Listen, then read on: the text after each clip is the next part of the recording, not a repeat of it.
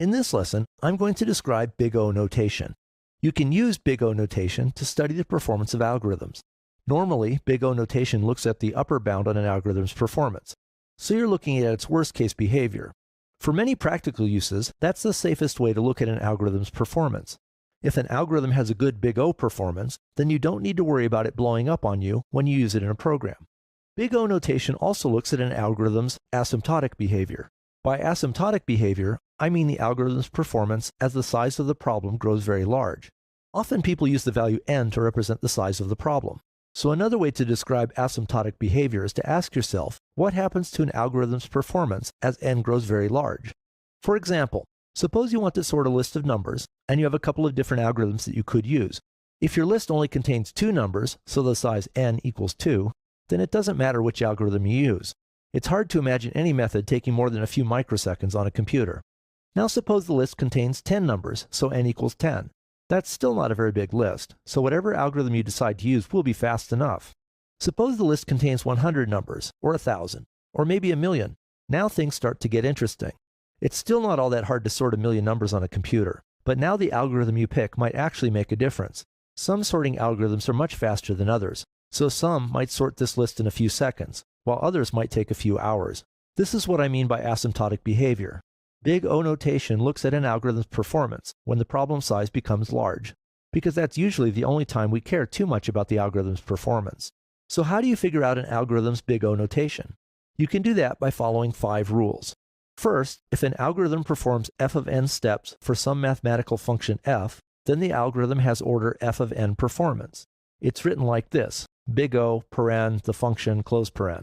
It's usually pronounced order f of n. For example, suppose you want to find the largest number in an array of values using this simple algorithm. The algorithm initializes the variable max to hold the first value in the array. It then loops through the array of values. If it finds a value larger than max, it updates max to hold that value. For an array containing n items, the loop performs n steps. That means this algorithm has order n behavior. Here the function is simply the linear function f of n equals n. Here's the second rule. If an algorithm performs f of n steps followed by g of n steps, then it has behavior order f of n plus g of n. For example, consider this algorithm for finding the maximum and minimum values in an array of values. The algorithm starts as it did before to find the maximum value. Then it repeats roughly the same steps to find the minimum value. First it performs n steps, then it performs another n steps, so its behavior is order n plus n, or order 2n. If the algorithm performs some steps followed by some more steps, you can add the behavior of the 2 sets of steps.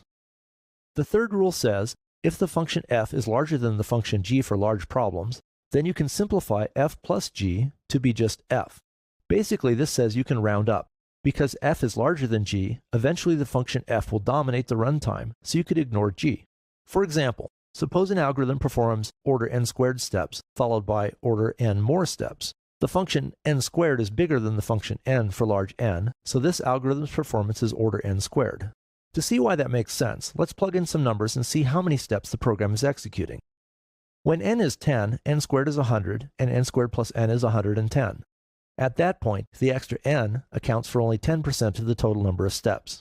When n is 100, n squared is 10,000, and n squared plus n is 10,100. Now the extra n term adds only 1% to the total.